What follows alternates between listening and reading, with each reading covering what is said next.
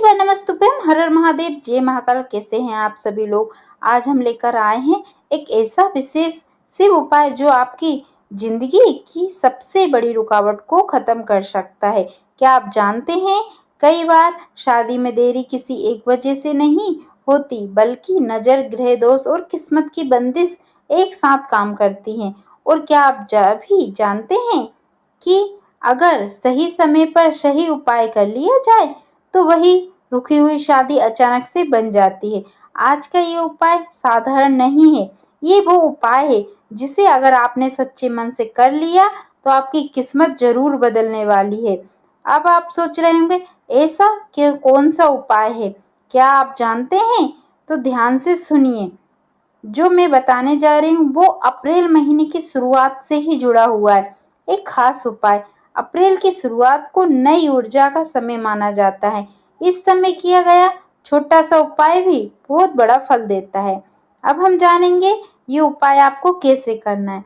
सबसे पहले आपको जल्दी उठना है, नहाकर साफ कपड़े पहनने हैं, मन को शांत रखना है और भगवान शिव का स्मरण करना है। आपको एक लोटा साफ जल लेना है, उसमें थोड़ा सा गंगा जल मिला लेना है। अगर आपके घर पे गंगा जल नहीं है तो आप सिर्फ पानी भी ले सकते हो। अब उस जल में थोड़ा सा आपको कच्चा दूध मिलाना है और 3 बेलपत्र लेने हैं। ध्यान रखिए, बेलपत्र कटे पटे नहीं होना चाहिए। अब आपको शिवलिंग के पास जाना है।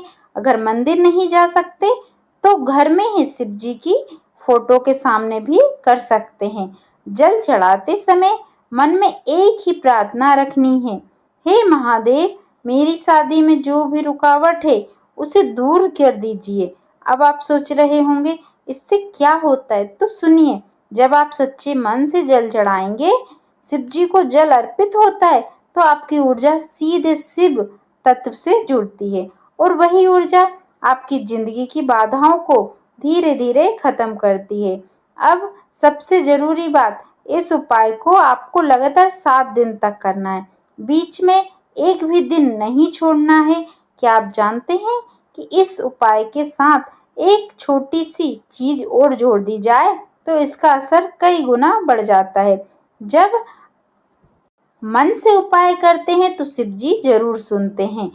अब हम जानेंगे खास बात। हर दिन जल चढ़ाने के बाद आपको श्री शिवाय नमस्तुभ्यम मंत्र 108 बार बोलना है, धीरे धीरे शांत मन से। इससे क्या होता है, इससे आपकी मनोकामना सीधे भगवान तक पहुंचती है और आपकी शादी की राह में जो भी अधूरी रुकावटें हैं वो हटने लगती हैं। अब मैं आपको एक और महत्वपूर्ण बात बताने जा रही हूँ जो बहुत कम लोग जानते हैं। जब भी आप ये उपाय करें, किसी को बताएं नहीं, चुपचाप करें, क्योंकि कई बार नज़र भी काम बिगाड़ देती है। क्या आप जानते हैं कि इस उपाय के दौरान आपको किन बातों का ध्यान रखना है? पहली बात, मन में शक नहीं लाना है। दूसरी बात, जल्दीबाजी नहीं करनी है। और तीसरी बात, पूरा विश्वास रखना है। अब आप सोच रहे होंगे कि इसका फल कब मिलेगा, तो ध्यान से सुनिए। कई लोग 7 दिन में संकेत मिल जाते हैं, कई लोगों को 21 दिन में और कुछ लोगों को थोड़ा समय लग सकता है।